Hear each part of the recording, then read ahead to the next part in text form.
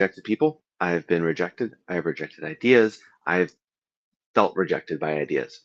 In the next few minutes, we're going to explore healing rejection and recovering worth. They're big topics, but in every one of these videos, what we're really looking at is the embodied pattern that you can start to work with immediately. That as it creates change, you start noticing things in real life, and you do a very, very good job of integrating.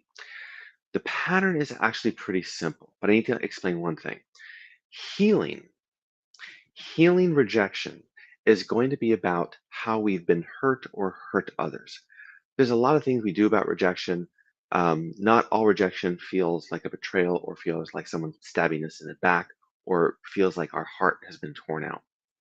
So, healing rejection is going to involve feeling hurt in a social or relational situation.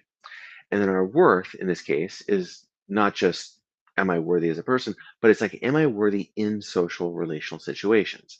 So that's what's going to make this particular pattern unique and specific. So what it brings up for you is going to be unique for you, but the pattern and how you start to go about creating some change for it is going to be foundational for all of us. So it works like this. You stand, take a breath, and land.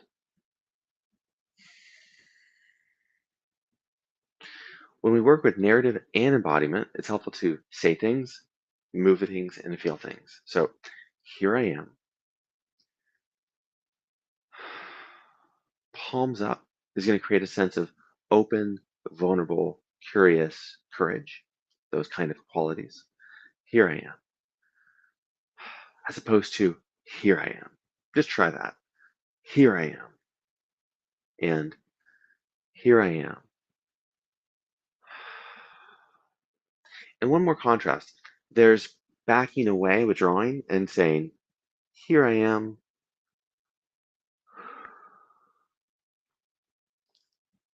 So imagine that for a moment. Here I am, unarmored, available, open and aware, able to respond. And there's protected, pushing, forcing, proactive in a way that is going to keep people away. And then there's withdrawn, timid, overly protective, overly insecure. And we can be anywhere in that at any point in any given relationship. There's some, can you think of some relationships, some people, some ways that you're involved that you're able to show up open, curious, ready, available? Can you think of a relationship that has you being on the offensive, needing to contribute in order to not just contribute, but keep some intimacy away, keep some vulnerability from affecting you? Don't want to get hurt again. And can you imagine a relationship, a situation where you tend to be small, pulled away, withdrawn, inwardly focused? That's one of my go-tos for much of my life. And I don't even know what to say in certain social situations. So, in wherever that is, we want to keep coming back to here I am. So that's the first pattern. We're going to go through these three times, coming back to this pattern. What comes up for you, what memories show up, think of that like a diagnostic, and then we'll do something about that afterwards. Push, force, I gotta, I have to, I can't. And what comes up for you? I can't let you see the real me. I have to stay busy. I can't slow down. What comes up for you? Say it out loud. Say it in your mind. Then take a step back. Here I am. A lot of times, shifting our body first will help us shift our state. That doesn't fix everything, but it fixes enough to start to give us new choices and awareness and feel different. And that helps us resolve a lot of issues. Next, go back. Pull away. No. Stay away. don't, and then come back. Now, one of those two polarities is probably stronger, a little bit more intense for you. Pick one, and the question is, what's it like?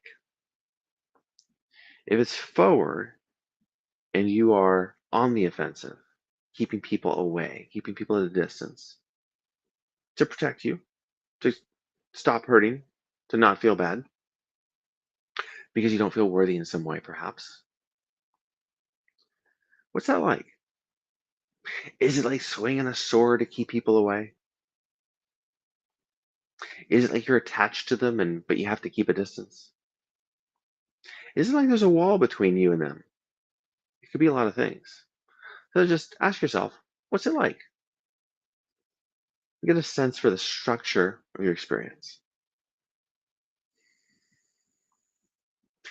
Knowing what that structure is enough for today. So we've got the feeling, we've got words, we've got the general somatic pattern, and you've got the structure of your experience. That's a lot. It's a lot you can start to be aware of. Now, if it's pulling away, I don't want to get hurt. I don't want to be rejected. I don't want to reject them. In fact, I'm going to reject them before they reject me. And I don't, I don't feel quite worthy. So I'm pulling away. And what is that like? Well, what that's like is there a wall up? Are you wearing armor? Are they slimy? Do they have a sword or points and daggers? What's it like? And it's also okay if you don't quite know. We're using our imagination and our proprioception to get a sense for what's going on inside that's beyond normal rational language. It's symbolic, metaphorical, mythic, meaningful. Okay, come back to the center. Here I am. Now, healing the rejection is going to be especially essentially dependent on what's it like and what's it like, and then what's it like, and looking at those different experiences and starting to take some steps that allow for change. So this is where it's going to be very specific and personalized to you, because I don't know what you should do, because I don't know if you have a wall or an armor or sword, and I don't know if this is bringing up the pattern or this is bringing up the pattern. But here's what I know. And here's what works with clients, and here's what works with me, and here's what can work for you. Move through the pattern slow enough to gently articulate what's happening and keep asking, what's it like? And there's more steps to do if we were working together to walk you through those steps. But this is more than enough to start creating somatic change, nervous system change, and a new sense of worth. Because you doing this work is actually what's going to recover the worth. The worth. So here we go. A few last rounds. Here I am.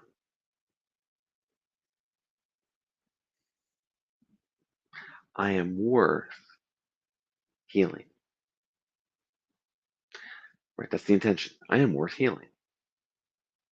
I am worth healing my sense of rejection.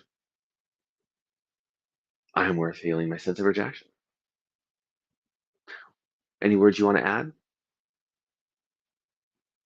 From here, what happens with your body? Do you want to pull? Do you want to move forward or you want to pull back? Are you a little bit frozen? Nothing's wrong. But start to create a little bit of movement, a little sway. No rush. No need to get anywhere. No need to do anything or make progress. Just that open, available, curious state.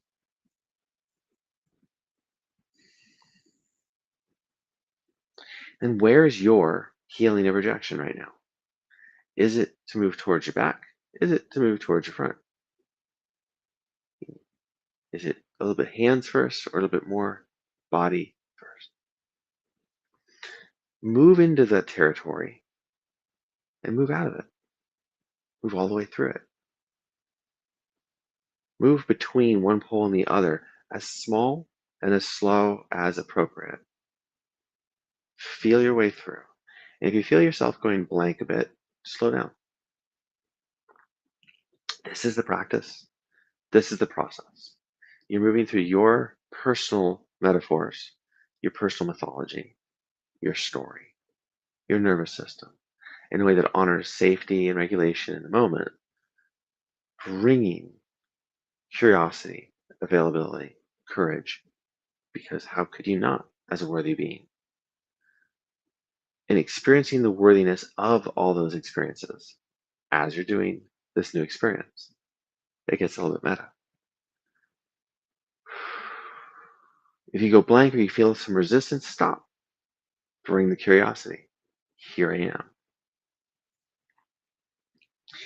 Ultimately, where we're going is the full freedom and allowance to receive everything being with others has to offer and everything being with yourself has to offer. And so that's the last statement today. I want everything this has to offer. So we're going slow enough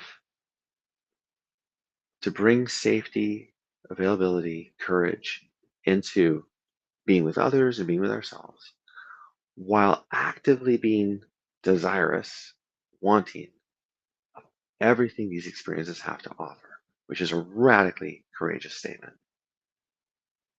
And then just continue.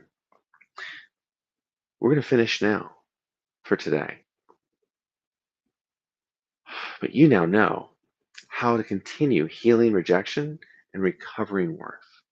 If you've got tingles, if you've got emotions, if you've had memories, this is all this can all be very, very helpful. If it tends to be too much, slow down, relax, let the practice go, and shift back into ordinary moving, waking, talking, thinking. Journal, go for a walk, get some water, and come back and do a little bit more of this later. It's a never-ending process in some ways, but like a meal, at some point you're done, and it's time to just digest and go live life and do other things. So thanks for being you. Thanks for wanting everything this has to offer and everything you have to offer life.